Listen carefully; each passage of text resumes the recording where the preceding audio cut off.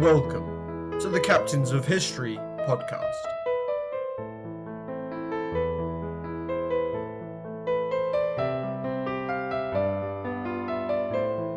In today's episode, the Gauls unite while Caesar faces the greatest ordeal of his life.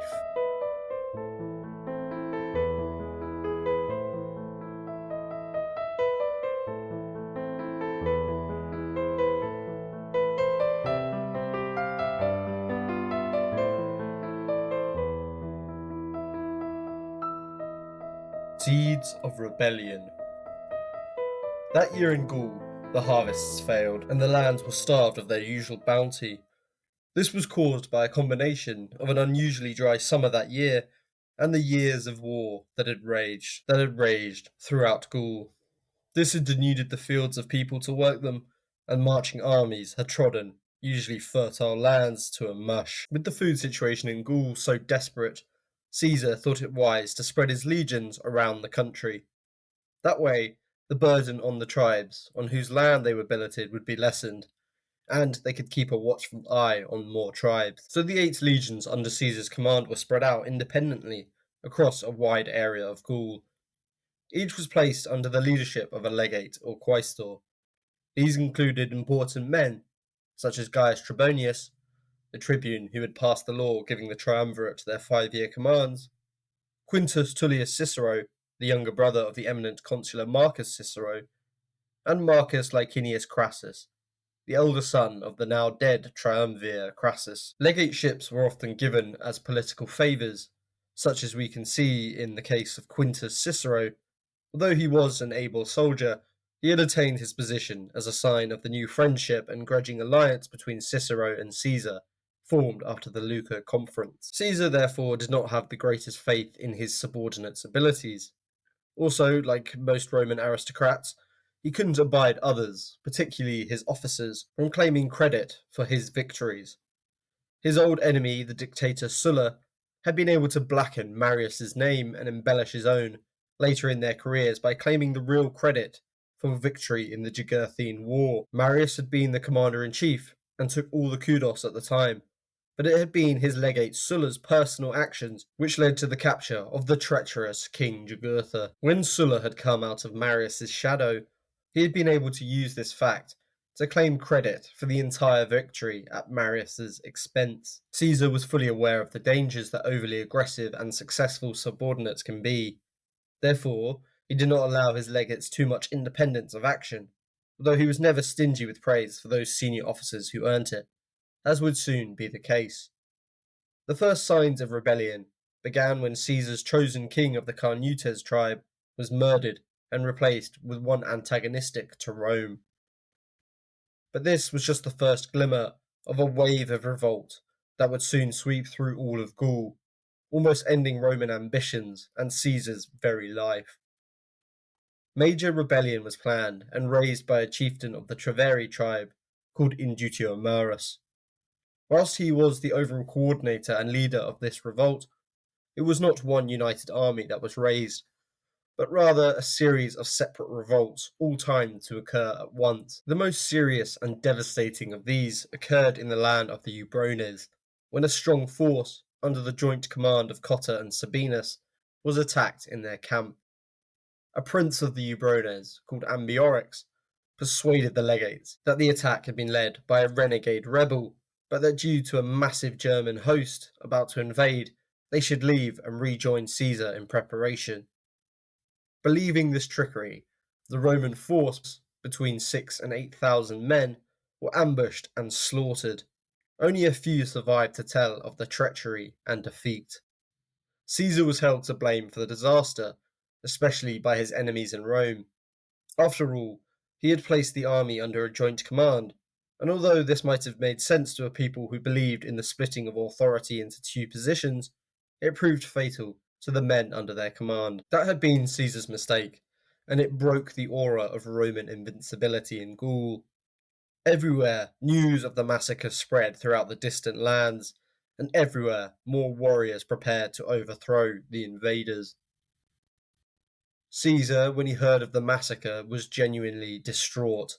He cared deeply for his men, his comrades, and he was deeply angered by the poor leadership shown by Sabinus and Cotta that had led them to their massacre.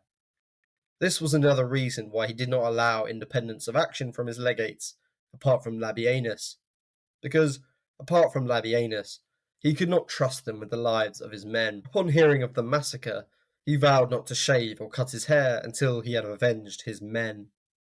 To modern ears, this doesn't seem like much, but to the Romans, it was the ultimate symbol of grief and mourning. Cleanliness, and particularly being clean shaven, these were the marks of civilization that separated a Roman man from a Gallic barbarian. Particularly for Caesar, who was known to be so fastidious about cleanliness that he had a special attendant who would pluck out his body hair whilst on the move. This was a symbol to his remaining men that he cared for them on a deep level, one which they would have understood, appreciated, and reciprocated. The next phase of the rebellion was when the legion commanded by Quintus Cicero in the lands of the Nervii was besieged in their camp. With considerable personal courage displayed by the younger Cicero and all of his men, they held out against repeated attacks for over a week before any messenger could slip through the lines and inform the proconsul of the unfolding situation. And it was a desperate situation, with supplies dangerously low and almost the entire legion suffering from injuries from the fighting. Caesar knew that he could not allow another legion to be massacred. The whole of Gaul would surely rise and swarm the isolated legions. The circumstances called for a classic storm of Caesarian action. He sent messages to his nearby legions, commanding one to march immediately to relieve his legion in guarding the supplies and baggage, and two more to order legions to join him on the march if they could. He then marched his legion at breakneck speed to relieve Quintus Cicero and maintain the Republic's control over Gaul. After one legion was able to join him, his strength was still just under 7,000 men, vastly outnumbered by the tribal uprising. However, he knew he would have to strike decisively and quickly to relieve the beleaguered legion, at great personal and strategic risk. Caesar baited the larger Nervii army into attacking his positions by building a camp that was deliberately far smaller than a normal marching camp, and having his cavalry feign a panicked retreat. When the Nervii attacked up the hill and attempted to storm the camp, out came the two legions swords in hand to meet them. The Nervii were utterly broken and fled the field. Quintus Cicero and his men were saved. Victory caused the other rebellious tribes to withdraw. The rest of these embers of revolt would be steadily stamped out, and it appeared Gaul would once more be at peace, subject to Caesar and the Republic.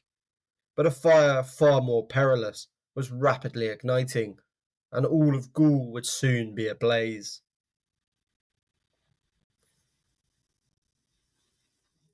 King of the Gauls. Vercingetorix was a nobleman of the Arverni tribe of central Gaul. They had once been a mighty people who had treated with the Barcas of Carthage and held wide dominion over much of Gaul. They had been defeated and cut down to size by an earlier Roman army, and their power had been diminished. Vercingetorix's father, Celtillus, had been one of the most powerful men in Gaul, but had been killed by his own tribe for seeking kingship over them and over Gaul.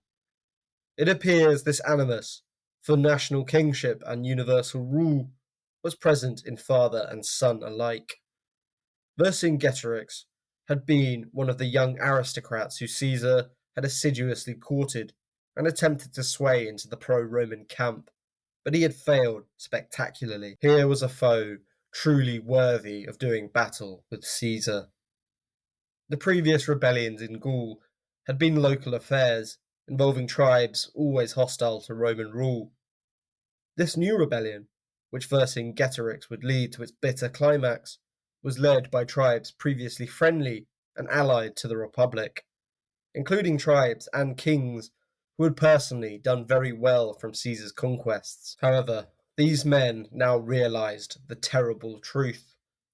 Caesar and Rome had no intention of ever leaving Gaul, now that they had established themselves as masters over the tribes.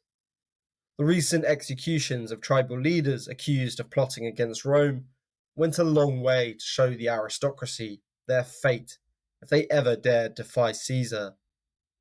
The beheading of Acco and Dumnorix showed that even previously allied rulers were disposable to the proconsul. The aristocracy of Gaul were essentially a warrior caste, and their honour demanded the winning of glory in battle. Caesar was restricting any inter-tribal warfare. It was therefore logical that the warriors would end up fighting against Rome. The resentment felt amongst the warriors, leaders, and free people of Gaul was widespread. Secret meetings were held all over the country, with terrible oaths sworn and sacrifices offered. The Gallic leaders were further spurred into action by news of the chaos descending upon the Republic. In 53 BC, the gang warfare and rivalry between Clodius and Milo had burst back into life after lying dormant. The fighting was brazen and bloody. The streets of Rome ran red. One day, the retinues of Milo and Clodius met by accident upon the Appian Way, and the rabble-rousing, patrician turned plebeian demagogue, who had so scandalized Rome in his youth and his adulthood, was murdered. When his body reached Rome, his supporters rioted and took the bloody corpse of Clodius to the Senate House. There they lit a pyre, which destroyed the venerable building. The Gauls reasoned, rightly so, with so much chaos in Rome, Caesar's focus would be on his native city. We can see this is accurate by the fact that he held meetings with notables of the Senate, such as Cicero, in Ravenna that winter.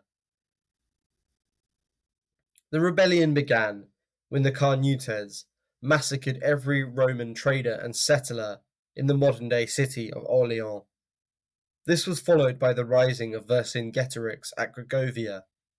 Initially, his uncle, the Roman allied chief, threw him out, but he raised a host of poor men and took the town and tribe under his authority. The early strategy of the rebellion was clear: attack any tribe formerly allied to Rome and flip them to their cause, isolate Caesar, and leave him denuded of allies and supplies. First to feel the wrath of the Arverni were the Beturges, who were attacked and quickly changed sides. For Caesar, the disaster could not have come at a worse time. Not only had he announced to the people of Rome that he had pacified all of Gaul, but he was also hundreds of miles away across the Alps and far away from his men. He faced the choice: recall his men to him, or go alone and unprotected through the hostile tribal lands to reach his men and command them in person. There was only one choice for a leader such as Caesar. He would brave all hardships, all dangers, to get to his men, see to their safety, and to the triumph of the Republic. After he hurriedly organised the defence of the province of Cisalpine Gaul, Caesar raised local levies and struck through the treacherous and snow-blocked mountain passes of the Alps. After making it through the bitterly cold Alps, he raided the territory of the Arverni. These were merely raids and not a full-scale assault, but they achieved the objective of drawing Vercingetorix and his army back to defend their own lands. With this, Caesar's Gallic allies were relieved of the immediate threat of rebel attacks. Caesar moved with startling speed, travelling through more hostile territory and finally meeting up with all 8 of his legions. He was now with his army, but they were cut off from Italy and the provinces, isolated and alone in a roiling sea of bloodthirsty and vengeful enemies. This was the titanic struggle that 6 years of campaigning had been leading up to. The side that emerged victorious would have mastery over Gaul, and a large, veteran and disciplined army placed at the head of an undefended Italy. There was a very real danger that should the Gauls emerge triumphant, the Gallic army would flood over the Alps to terrorize Italy and Rome, as they had done in the days of old. Many of Caesar's legates told him that the game was up, that they should fight their way to the province and attempt to hold it against all attacks. They were in effect calling for Caesar to cut his losses and give up all that he and his faithful men had won. And in this, as in most things, Caesar and the men under his command were of one voice. They would not countenance retreat, would not suffer the ignominy of defeat. Caesar himself said that to abandon Gaul would have been shameful and humiliating. To a man such as Caesar and the proud soldiers who followed his orders, death was preferable to retreat and the loss of all dignity and authority. We should remember that for the men of the legions, the victories in Gaul, the glory of their general, all of it they shared in and took a portion of. Any disgrace and failure for their general would mean disgrace for themselves. For this, and for their loving devotion to Caesar personally, the legions would either win or die. Wanting to take the fight straight to the Gauls and regain the momentum of war, Caesar struck with 8 legions, coming to the relief of an allied tribe under siege and sacking the town where Roman traders had been massacred. This had begun the rebellion, and here the Romans showed no mercy. The town was ruthlessly sacked, burned, and its surviving people enslaved. Caesar's astonishing speed of movement had regained him the upper hand, and he was determined to press home his advantage. Meanwhile, his wily adversary Vercingetorix proved himself a captain of great skill, discipline, and strategic ability. Instead of fighting the Romans in pitched battles, where they had continuously proven themselves practically invincible, he operated a Fabian strategy. Named after a Roman general who had fought against Hannibal a century before, this strategy involves avoiding open battle, but harassing the enemy and diminishing their strength through ambushes and destruction of supplies. This strategy began to take its toll on the Romans, who were in very real danger of starvation. Caesar praised his men for continuing to endure terrible hardships and work while surviving on the most meagre of rations. This was particularly true during the siege of Arvaricum, when he offered his men several times to withdraw from the siege because the work was so hard and the food so little. But this reverse psychology clearly had its intended effect, for the soldiers refused resolutely and made clear their certainty in absolute victory. For they believed not only in Caesar and his star, but also in their own prowess. The men of Caesar's army evidently gloried in theirs and their generals' ability to endure terrible hardships and emerge victorious. Eventually, Arvaricum, which was said by the Gauls to be impregnable, was stormed and taken. The Romans enacted a great slaughter in the town, but the supplies inside would prevent any starvation. The rebellion now entered its most serious and perilous phase for the Romans, and it was caused by a betrayal. For years, long before Caesar had come to Gaul, the Aedui had been Rome's most trusted ally amongst the Gallic peoples. They had provided Caesar with the supplies, the information, and the justification he had needed to pursue his Gallic conquests. Now, though, they turned their back on him and on Rome. A chieftain called Litivacus was leading 10,000 cavalry and supplies to Caesar's camp when he told all of his men that the Aedui serving with Caesar had been executed for treason and that they now had no choice but to switch sides and join up with Vercingetorix. When news reached Caesar of the betrayal, he sent out all the Aedui in his camp to show the truth to their countrymen and to prove Litivacus a liar. He promptly fled, and the 10,000 men joined Caesar. However, it was too late to stop the tribal rebellion, and the whole tribe was now in open rebellion against Rome. He would get no more grain and no more supplies from them. The Aedui also launched raids on the Roman provinces and colonies. Caesar's cousin, Lucius Julius Caesar, was the legate in charge of Gallia Narbonensis, and he acted quickly to repulse all incursions and hold the province in Caesar's name. Nevertheless, the betrayal of the Aedui was a terrible blow for the Roman cause. A second disaster struck during the siege of Gregovia. A nighttime attack by the Romans was going just as it was planned. But when the trumpet signals for withdrawal were not heard or ignored, almost 1,000 men died. Discipline had failed the famously disciplined army. Although it was not truly a serious defeat, merely a setback, it was the first reversal under Caesar's direct command in the entire war. As such, it was an omen of great fortune for the rebels. More tribes flocked to the banners of their new king, Vercingetorix. Caesar somewhat rescued the situation by parading his army for battle before the Gauls for several days, and persuading his men that they were still terrified of fighting them in open battle. But he was forced to withdraw, a humiliation in the eyes of Caesar. Alesia. The rebellion came to its terrible climax at the great battle that was the Siege of Alesia. The Siege of Alesia was one of the most intense, complicated, and climactic military events in all of human history. It was the culmination of Caesar's genius as a commander, his personal bravery in the face of the enemy, and his ability to inspire devotion in his men. With momentum swinging back towards the Romans, Vercingetorix decided to withdraw in the face of Roman advances, retiring to the hill-fort town of Alesia.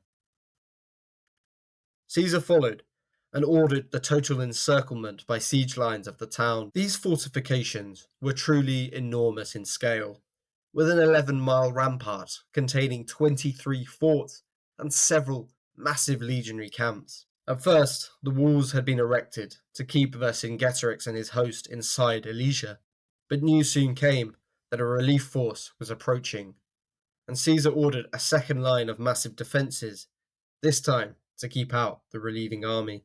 It took the Gauls a long time to raise this massive army, but when it approached, Caesar claims it was over 250,000 men strong.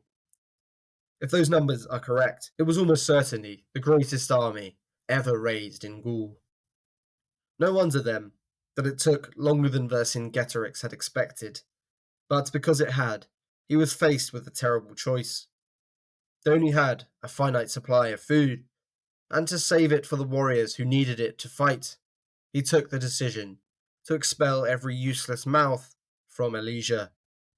The sick, the wounded, the women and the children, the old and the young, all were expelled. Perhaps Vercingetorix expected Caesar to allow them to pass, or at least to enslave them. But Caesar did no such thing.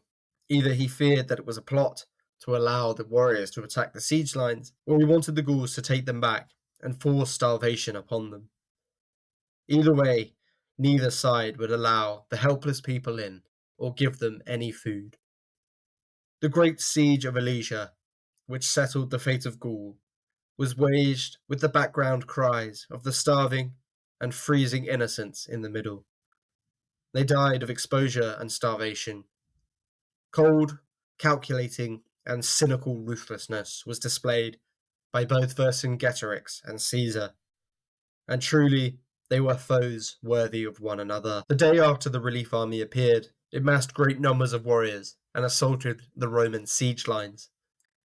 The first infantry assault was repulsed by the quick thinking of two legates, Trebonius and Marcus Antonius.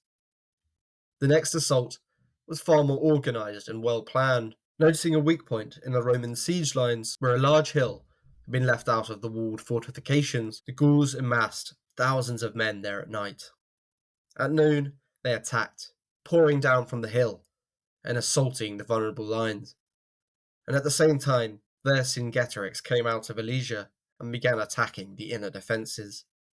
The Romans were surrounded on all sides by screaming warriors and fighting in the most ferocious and bloody hand-to-hand combat. The Roman lines were spread dangerously thin and in grave peril. Everywhere the legionaries looked, masses of mustachioed, trouser-wearing Gallic warriors arose, but also everywhere was a flash of scarlet. Caesar, wearing his distinctive red general's cloak, was amongst his men, cheering them on and directing reserves into the battle. The decisive moment came when a great attack by the Gauls on the vulnerable gap in the defences had almost broken through, and the Romans were being pressed back on all fronts. But in the distance, beyond the Gallic host, the scarlet cloak of Caesar appeared. He was personally leading the German cavalry to rout the rear of the Gallic army and make it break in confusion. With the sight of their general's red cloak streaming in the distance come to their rescue, the Romans let out a great cheer, drew their swords, and waded into the panicking enemy. The battle was won. Gaul was won. Caesar and his army had defeated not one, but two mighty Gallic hosts in a furious, terrible, and titanic battle. The next day, Vercingetorix rode out of Alesia, through the corpses of the women, children, sick and old, in his finest armour, laid his sword and his life at the foot of the great conqueror. With the surrender of their king, the fate of Gaul was sealed. It would no longer be a land of free peoples, but a province beholden to the Roman Republic. While some in Gaul remained in arms against him, these would soon be rooted out and destroyed. Caesar was the master of Gaul. It had taken him just 9 years to conquer, pacify, and subjugate all the lands from the Channel in the north, the Rhine in the east, and the Atlantic coast in the west. He had journeyed beyond the seas to the island of Britain, not once but twice, and he had constructed a mighty bridge, crossed the Rhine, and brought fire and slaughter into the dark, dank forests of Germany. Gaul would remain an important and prosperous province of Rome until the fall of the Western Empire. Victory had been total and astounding in its achievement, but it had been a bloody conflict which inflicted enormous levels of human suffering. Plutarch claimed that 1 million died and 1 million more were enslaved during Caesar's conquests. Throughout it, Caesar had displayed clemency, mercy, terror, and brutality in equal measure. In effect, he had acted mercifully when mercy seemed appropriate, but ruthlessly when it was required. The conquest of Gaul could not have been accomplished without the brilliant, energetic, and intelligent leadership of Caesar. His aggressiveness, his ability to inspire loyalty, devotion, and love, all had proved too much for the vanquished Gauls. In the process, he had won glory, wealth, and prestige beyond comparison. There were none among his fellow citizens, the great men of the Republic, who could rival his achievements, his wealth, and his auctoritas. None, that is, save from one man. And now Caesar would have to fight to retain his glory and establish himself as the first man in Rome. A conflict even greater than the Gallic War now approached, for Caesar would have to struggle for mastery over the Roman state with his old colleague, friend, and son-in-law, Pompey the Great. This would not just be a civil war, but a world war.